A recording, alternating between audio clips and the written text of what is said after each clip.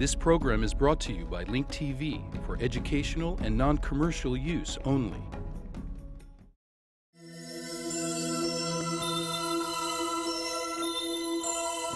Mosaic, a daily news program from Link TV, presents a selection of news reports from independent and state-controlled broadcasters from throughout the Middle East.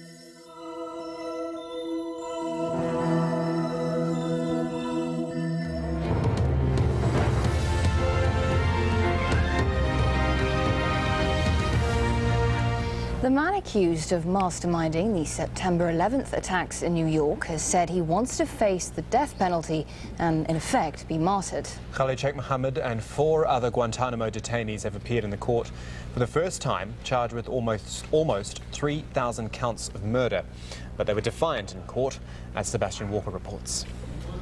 A dramatic day at Camp Justice, the specially constructed military court at Guantanamo Bay, where the first prosecutions directly linked with the 9/11 attacks have begun.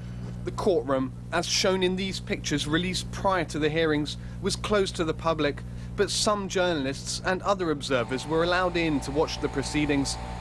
Khalid Sheikh Mohammed and 4 other defendants in the 9/11 case were in court to hear charges including murder, conspiracy and terrorism. The 5 men appeared healthy, sat at separate tables and spoke with each other in Arabic. But when the judge tried to persuade them to accept legal counsel by warning they faced execution if found guilty, Khalid Sheikh Mohammed refused, saying, "Yes, this is what I wish, to be a martyr for a long time. I will, God willing, have this by you." Other defendants followed Mohammed's lead by asking for what they called martyrdom. Walid bin Attash and Ramzi bin al-Shib, the alleged intermediary between the hijackers and Al-Qaeda. This was just an arraignment, so no evidence was heard. Although critics say when that does happen, there could be problems. At least one of the suspects, Khalid Sheikh Mohammed, was subjected to harsh techniques, including simulated drowning or waterboarding. A court cannot consider evidence that's based on torture because it's inherently unreliable. People will say what you want them to say in order for the torture to stop, and it won't be the truth. Just last month, prosecutors dropped all charges against a 6th subject who was also due to be arraigned in the 9/11 cases, with no explanation given. And with accusations that the trials are only happening now because of political agendas, the prosecution could have problems ahead. Sebastian Walker, Al Jazeera.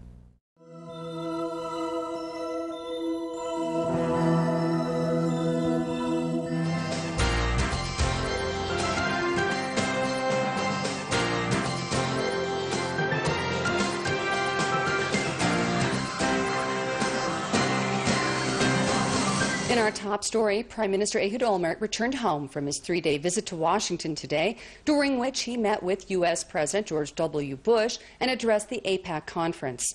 Olmert told reporters at Ben Gurion Airport that Israel is close to deciding on a wide-scale military operation against Palestinian terror groups in Gaza. The Prime Minister said Israel is examining various options for achieving security for residents of the Negev without engaging in a violent confrontation with terror groups. The Prime Minister warned, however, that if such an arrangement is not worked out soon, Israel will be forced to launch serious and aggressive action. Asked about his own uncertain political future, Olmert said that when the time and circumstances permit, he will have his say, and, as he put it, there will be no room for doubt. Qassam and mortar fire pounded southern communities today. Several rockets landed in the Sderot area, another at Sapir College. This despite IDF operations in Gaza. IBA's Elisha Rabin has more in this report. Several residents went into shock today as Palestinian terrorists bombarded the country's southern towns with rocket and mortar fire. At least 4 rockets exploded near the Sderot region. One rocket scored a direct hit on Sapir College, where in February a student was killed in such an attack. There was extensive damage to buildings and cars. The student union at Sapir called on the government to find a security solution. Shortly before the rocket barrage, Palestinian terrorists pounded the western Negev area with at least 6 mortars. Meanwhile, the IDF continued its operations in Gaza. The goal? To stop Hamas from continuing to fire rockets into Israel. Gunfights broke out between IDF troops and Hamas, killing 1 Hamas gunman and injuring 2 more. An Israeli soldier was also lightly wounded in the exchange. The IAF targeted a Hamas rocket launching pad in northern Gaza late last night. That strike missed its target, killing one civilian instead. Another airstrike early this morning hit a Hamas weapons-making factory, also in the northern part of the Strip. In a separate operation, the Air Force took out a Hamas base in Gaza City. That happened early this morning. IDF troops killed 15 Hamas gunmen. In a separate incident overnight, IDF troops arrested 4 Palestinian terror suspects in the West Bank. They were transferred to security forces for questioning. For IBA News, I'm Elisha Rabin.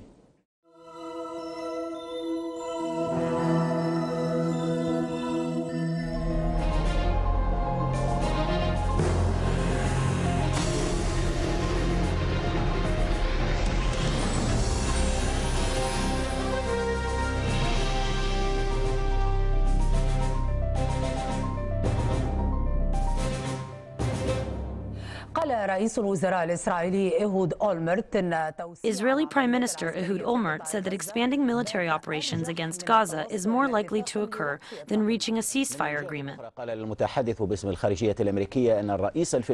The Speaker of the United States Foreign Ministry said that the Palestinian President Mahmoud Abbas had confirmed to the United States Secretary of State Condoleezza Rice that his conditions for dialoguing with Hamas have not changed, including Hamas's reversal of the coup d'etat in Gaza. تهدئة محتملة وربما ردا على الدعوات لحوار داخلي فلسطيني خرج رئيس الوزراء الإسرائيلي. Before allowing for calm and perhaps as a response to the Palestinians' call for internal dialogue between their factions, Israeli Prime Minister Ehud Olmert threatened a wide-scale military operation in Gaza. Olmert mentioned this possibility at the end of his visit to Washington, as if hinting that a green light was given by the U.S. regarding an operation against the Gaza Strip. This statement announces that the conditions are ripe for trouble. It might also play a part in turning attention away from Olmert's personal crisis regarding corruption charges. Olmert is staggering under internal Israeli blows, especially those coming from his closest comrades in the Kadima Party and his allies in the Labour Party. His options have become limited, and hinting at a large military operation is an outlet for a new political horizon. Israeli planes preceded Olmert's threat by conducting a night raid against Gaza. More than 15 Palestinians were injured. One Palestinian was killed in clashes between resistance fighters and Israeli forces that had infiltrated into Gaza. The Israeli military escalation and Olmert's hints at a wide-scale military offensive against Gaza comes at a busy time in the Palestinian arena. Mahmoud Abbas called for dialogue between the National Authority and Hamas, based on the Yemeni initiative. The Prime Minister of the ousted Palestinian government, Ismail Haniyeh, sensed a fresh spirit of dialogue from this call, which was free from details like the coup d'etat in Gaza. This led the U.S. administration to ask for the details of the dialogue to be clarified. The U.S. Secretary of State called the Palestinian president. The U.S. Speaker, John McCormick, relayed the conversation, saying that President Mahmoud Abbas had reaffirmed that his conditions for dialogue with Hamas have not changed. In other words, Hamas has to reverse what he described as a coup d'etat in Gaza, and it has to abide by the international commitments taken by the Palestinian Liberation Authority. So we are back at square one, reversing the situation in Gaza as they were prior to the events of June 2007 was the main point of disagreement between the two sides around the Yemeni initiative.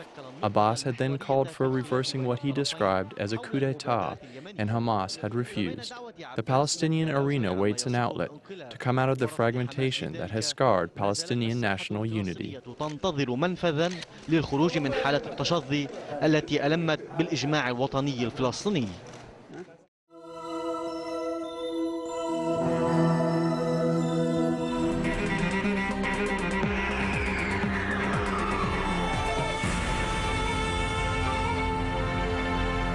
أبية أزمة سودانية جديدة تتفاقم بسرعة.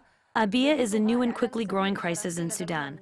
Most recently, the French ambassador to the UN, Jean-Maurice Ripert, said that the EU might impose sanctions against Sudan if it does not cooperate with the International Criminal Court. The court is demanding that Khartoum turn over 2 suspects on charges of committing war crimes in Darfur. Ripert arrived in Khartoum with a delegation from the International Security Council in an attempt to find solutions around Arabiya in Darfur.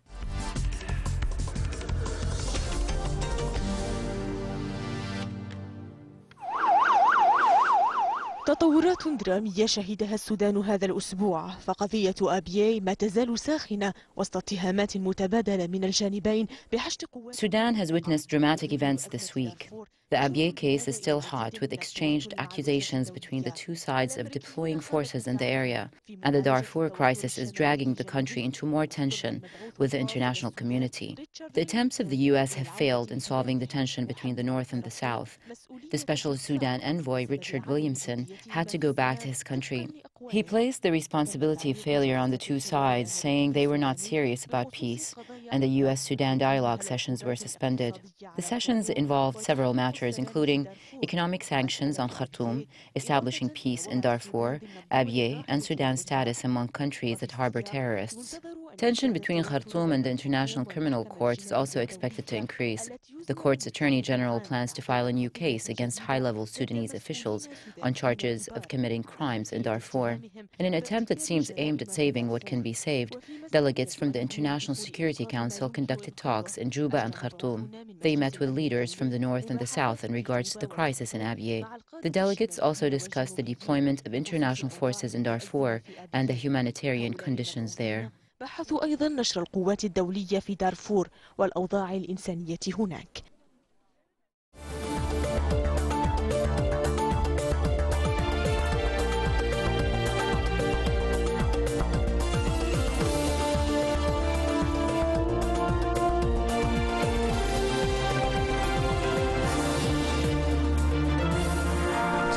سقط أمام أعلى هيئة قضائية في تركيا إنه قانون السماح The law allowing women to wear the hijab at Turkish universities was nullified by the Turkish Constitutional Court, which is the highest-ranking court, on grounds that it violates the Turkish secular constitution. The court's decision has returned the country to a state of division, which in the worst-case scenario can lead to banning the ruling Justice and Development Party. We leave you with Fatima Tawil. عند البوابة تضطر نسرين وعشرات الطالبات إلى خلع حجابهن قبل الدخول إلى حرم الجامعة. إنها كلية العلوم بمدينة اسطنبول في تركيا، بلد 99% في المسلمين. Nisreen and dozens of other female students are forced to take off their hijabs before entering on university premises. This is the Science College in Istanbul, the capital of Turkey, where 99% of its population is Muslim and many of whom are secular. Inside the Constitutional Court in Ankara, the highest-ranking court in the country, the amendment that was introduced by the parliament last February, allowing women to wear the hijab inside universities, was rejected. The court said that lifting the ban on wearing the hijab violates the Turkish secular constitution. The court's decision created fear that religious-based division may occur among Turkey's society. It has been 80 years since the secular Turks ended the Islamic Caliphate, but these years do not seem to be enough to end the struggle between religious and secularist groups. The secular establishment, which is protected by the army, does not want to give up Turkey's modern principles and rejects the image of veiled women. On the other hand, the ruling Justice and Development Party considers wearing the hijab a personal and religious freedom. Perhaps the court's decision will affect the lawsuit that was filed by the Attorney General, who wants to ban the activities of the ruling Justice and Development Party. The court's decision, which nullified the law allowing women to wear the hijab, which was at the heart of the lawsuit against the Justice and Development Party, is an indication that this lawsuit may succeed. Thus, the leaders of the Justice and Development Party have no choice but to follow Plan B, as political observers describe it, by forming a new political party while waiting for the court's decision, which will amount to a political execution. في الوقت الضائع وقت انتظار قرار الإعدام السياسي. Joining us from Istanbul, Dr. Samir Salha, a professor of international law and international relations at Istanbul University. Dr. Salha, the latest Constitutional Court's decision is a strong blow to the Justice and Development Party. How will this decision affect the future of this party? Yes, Sister Donna, as you said, what is happening is a settling of old scores between two forces, two movements, and two ideologies. The settling of scores has not ended yet. Another point, until yesterday, the Justice and Development Party was very calm in the way it has been dealing with the situation, because the party was convinced that the Constitutional Court would reject the opposition's demands. However, the Constitutional Court supported the opposition's demands, and today the party is forced to adopt a new strategy. What is happening will directly influence the lawsuit demanding that the party be banned. I think that this is a serious matter and that the course of events may hurt many parties, especially the Justice and Development Party. The party is preoccupied with many foreign and internal affairs. As you know, it has a large support base. There is a state of anxiety today.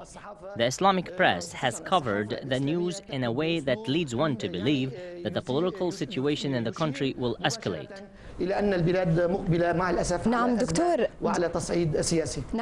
Dr. Salha, you mentioned that the Justice and Development Party remained calm, hoping that the Constitutional Court would reject the opposition's demands. How will the party now respond?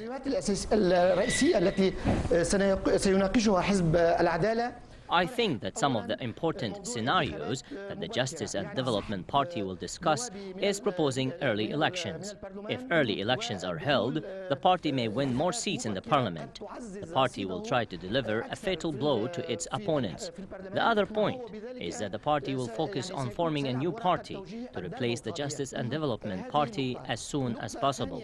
Forming a new party is very important because there are several possibilities, including the possibility that the ambitions and visions of the Justice and Development Party will be harmed.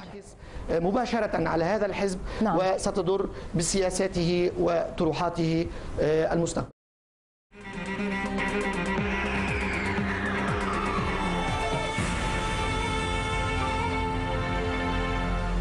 نشرت صحيفة الجريدة الكويتية في عددها اليوم اعتراف. Kuwait's Jazeera newspaper published the confession of the detained Kuwaiti missionary Mubarak al-Bathili. Al-Bathili said that he had recruited and trained Nasser Khalifa al-Unzi, an Al-Qaeda member killed in clashes with security forces in 2005. اعتراف الداعية الكويتي مبارك البذالي الأخير. The latest confession by the Kuwaiti missionary Mubarak al-Bathali confirmed the long-held doubts around his involvement with Al-Qaeda's file in the area. Al-Bathali fought in Chechnya over 10 years ago and has been detained several times since then. An international memorandum was also issued accusing him of supporting terrorism. Based on this, his assets were frozen. It is not the place of my family to give me money. They have their commitments and I have mine. I will resort to force if this reaches a certain level. I will resort to force if I have to. The Kuwaiti Jarida was the newspaper publishing the preliminary results of Mubarak al-Bathali's investigation. He was detained a few weeks ago after the statements appeared in a Kuwaiti newspaper. In it, he said he had sent fighters to both Iraq and Afghanistan. In his latest confession, al-Bathali said he recruited and trained Nasser Khalifa al-Nazi. Al-Nazi was an Al-Qaeda member and was killed during clashes with security forces that took place in Kuwait January of 2005. The investigation brought back that incident to the forefront. 5 separate confrontations took place in various cities in Kuwait. They involved the largest Al-Qaeda cell in the country. The cell was formed, became active, and was destroyed within a month. According to the newspaper, the Attorney General transferred al-Bathali to a criminal court based on charges of instigating young Kuwaiti men to fight in Iraq and possessing a weapon and bullets. Bathali justified his possession of a weapon with his hobby of hunting, which he practices. Bathali is the most famous missionary in Kuwait. According to one security source, the preliminary results of the investigation might lead to finding new information about the disappearance of the 2 most dangerous Kuwaitis, Khalid al-Dosari and Muhsin al-Fadli. Zain al-Fayez, Al-Arabiya. ومعنا من الكويت المحلل السياسي صالح السعيدي. Joining us from Kuwait is political analyst Saleh Al-Saidi. Saleh, who is al-Bathili and what is his role in Al-Qaeda network? هو طبعا مقاتل قديم في السلفية الجهادية قاتل في الشيشان. He is a long-time fighter in the Salafi jihadist group. He fought in Chechnya and Afghanistan. He was also one of the first to go fight in Iraq. And I think that he belongs to a group other than that of Nasser Unazi, or the Haramain Brigades, or Usud al-Jazeera, which were destroyed during the clashes in 2005. The name of Mubarak al-Bathali did not come up in any of the confessions of those arrested from the aforementioned cell. This is why we think he works with a different group that is separate from those cells. He might have communication with them, but it's not official. As I said earlier, he was one of the first to fight in Iraq in 2003, and it is believed that one of his sons is still there now. Based on the confessions we heard, and based on your observations in Kuwait, what verdict might al-Bathili receive?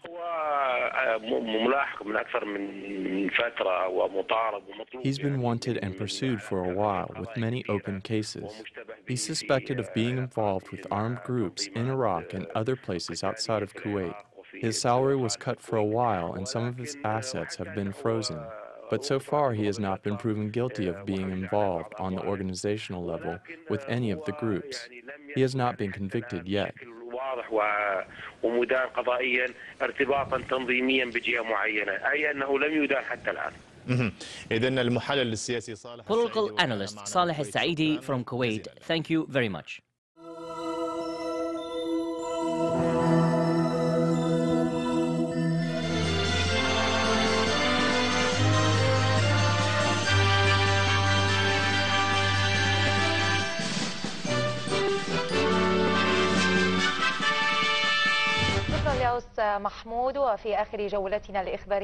The Dura residents called on the Christian families who were forced to leave their homes to come back after the security situation in the area improved. The call was made as a delegation of Dura residents visited the Church of Saint Shimona in the Assyrian neighborhood in Dura.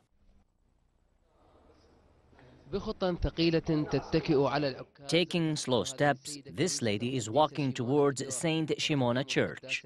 She is holding the service by herself because more than 30,000 Christian families were forced to leave the city. Due to acts of terror, no Christian families were left here except those whose homes are hidden in small alleys, such as the home of Abu Salman. He was beaten, robbed and threatened, but he refused to leave his home and town. I was home. 3 men came. They beat me and hurt me. I knew who they were. But you didn't leave. No, I decided to stay here.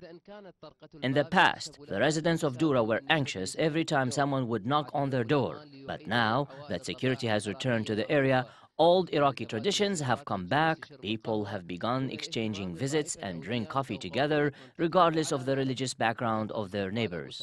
The living room of Abu Salman was transformed into a meeting center for the neighborhood, both for entertainment and for solving problems.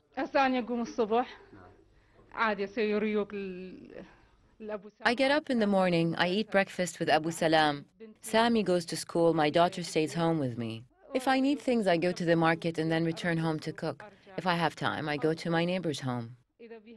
100 Iraqi families who were forced to leave their homes have returned to their homes in Dura. A delegation of residents from Dura, including members of tribes and Sahwa councils, were not happy with what happened to the Christian families. They took flowers and went to churches and called on Christian families to come back to their homes. They expressed their willingness to do whatever they can to guarantee their safety. We call on all the families, regardless of whether they are Christian, Muslim, or from other religions, to come back to Dura. We have security, and the security situation is good. We should not need guarantees. If the situation is good, and if we can move freely and cooperate without neighbors, then there will be our guarantee. Our good relations with other religious groups is the only guarantee that our families will enjoy safety and security. A few months ago, the residents of Dura were afraid of death whenever they used to hear a knock at their door. But today, they open the door with excitement because the visitor might be a brother or an old friend who they haven't seen for a while, or even a passerby who needs help. This is how things have changed in Dura. Its water provides fish, its oil refineries provide fuel, and its power plants provide electricity for the people of Baghdad. Dura is the place where Iraqis rest and get their fuel and energy from. From Baghdad, Amjad Tali'a, Al-Iraqiya. At the annual policy conference of AIPAC, presidential candidate Barack Obama declares Jerusalem an undivided Israeli city.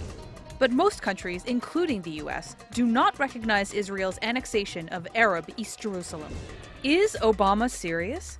And is Jerusalem a unified city? answers to these questions and more on Link TV's Mosaic Intelligence Report. This past Wednesday at the annual policy conference of AIPAC, the American Israel Public Affairs Committee, presidential candidate Barack Obama drew a standing ovation when he pledged his unshakable commitment to Israel's security if he's elected president in November, and declared that Jerusalem should stay an undivided Israeli city. The Palestinians need a state that is contiguous and cohesive, and that allows them to prosper, but any agreement with the Palestinian people must preserve Israel's identity as a Jewish state with secure, recognized, defensible borders. And Jerusalem will remain the capital of Israel, and it must remain undivided. The day before, Secretary of State Condoleezza Rice seemed hopeful to reach an agreement between the Palestinians and the Israelis before the end of the year. Israelis have waited too long for the security they desire and deserve, and Palestinians have waited too long amid daily humiliations for the dignity of a Palestinian state, she said. But no one cheered and no one stood up. The fact of the matter is, Rice's statement in front of one of the United States' most influential lobbying groups is more realistic and more in tune with the facts on the ground. The United States and other international powers do not recognize Israel's annexation of Arab East Jerusalem following the 1967 war. Their embassy and those of most other countries are located in Tel Aviv. When it comes to Jerusalem, Obama can talk the talk, but can he walk the walk? In reality, Jerusalem is a divided city. It has been divided since 1948, an Arab city and a Jewish city. Jerusalem is part of the 6 points that are subjects on the negotiations agenda.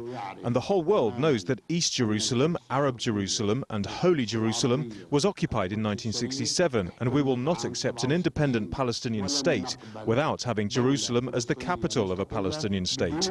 I believe the case is clear. In 1967, Israel conquered East Jerusalem and later annexed it in violation of all international laws and United Nations resolutions.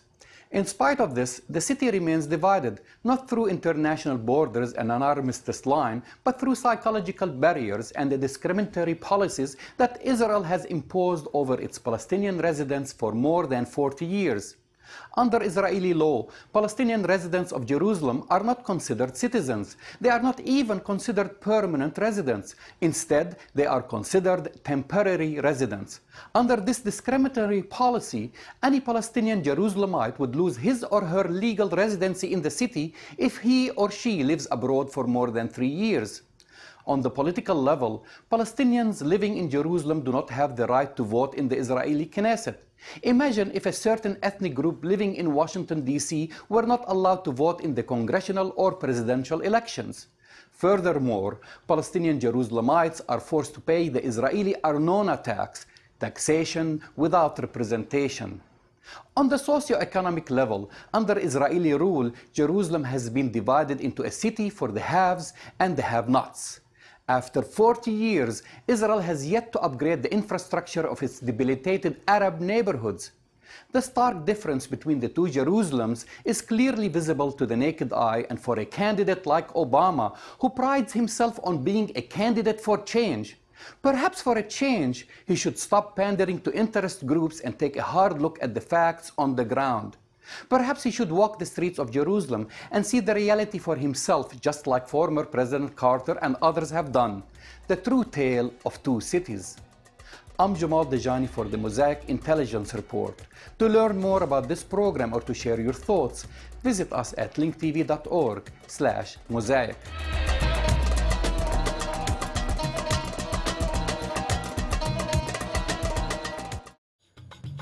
Get more news about the Middle East online at linktv.org/mosaic.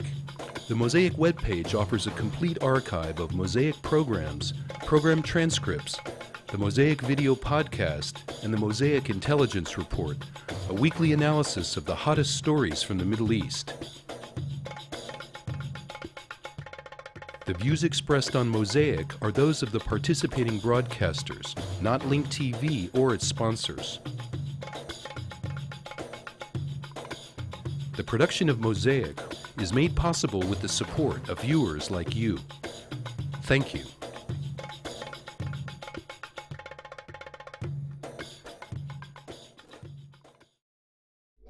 This program was brought to you by Link TV for educational and non-commercial use only. Link TV is the only U.S. television network devoted to global and national news, with uncompromising documentaries and diverse cultural programs. Programs which connect you to the world.